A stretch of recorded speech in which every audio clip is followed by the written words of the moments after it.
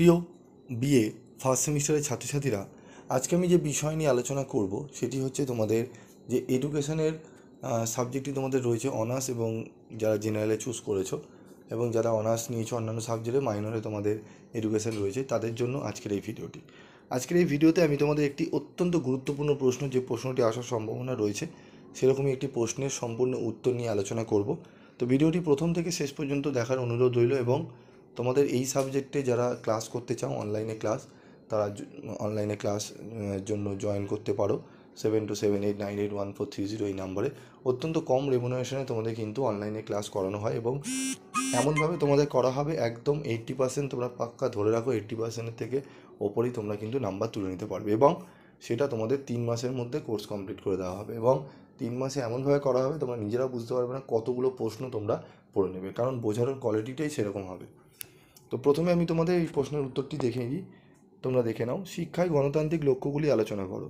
প্রথম হচ্ছে শিক্ষায় গণতান্ত্রিক লক্ষ্য। গণতন্ত্রের সাফল্যের নিদর্শক হলো সর্বজনীন শিক্ষা, কারণ গণতান্ত্রিক ব্যবস্থায় সকল মানুষ শাসন কার্যের অংশগ্রহণের অধিকারী।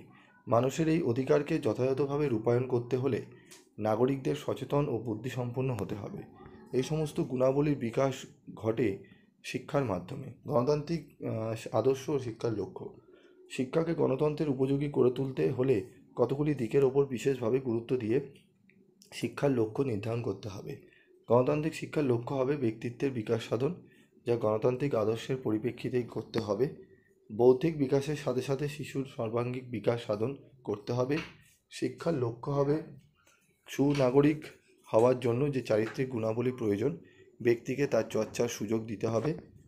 চিন্তা ও যুক্তি ক্ষমতার বিকাশ সাধন করতে হবে বা ঘটাতে হবে। সহযোগিতা, শৃঙ্খলা ও সহনশীলতা, যা গণতন্ত্রের পক্ষে একান্তভাবে কাম্য, সেগুলি চর্চা করতে হবে। গণতন্ত্র রক্ষা করতে ব্যক্তিকে তার কর্মজীবনে পুরোপুরি আত্মনিয়োগ করতে হবে। প্রত্যেক ব্যক্তি তার নিজস্ব ক্ষমতা অনুযায়ী উৎপাদনে সক্ষম হলে তবেই সমাজের উন্নতি হবে। এজন্য শিক্ষার মাধ্যমে প্রত্যেক ব্যক্তিকে তার বৃত্তি জীবনের উপযোগী করে গড়ে তুলতে হবে। গণতন্ত্রকে রক্ষা করতে ও উন্নত করতে শিক্ষার্থীকে নাগরিকের দায়িত্ব, কর্তব্য ও অধিকার সম্পর্কে সচেতন করে তুলতে হবে। শিক্ষার মাধ্যমে শিক্ষার্থীর মধ্যে নেতৃত্বের ভাব জাগ্রত করতে হবে। আদর্শ নেতা না থাকলে গণতন্ত্র বাঁচতে পারে না, তাই শিক্ষার মাধ্যমে দেহ ও মনের এমন বিকাশ ঘটাতে হবে যাতে পরবর্তীকালে শিক্ষার্থীরা সমাজের নেতৃত্ব গ্রহণ করে সমাজের অগ্রগতিকে অব্যাহত রাখতে পারে।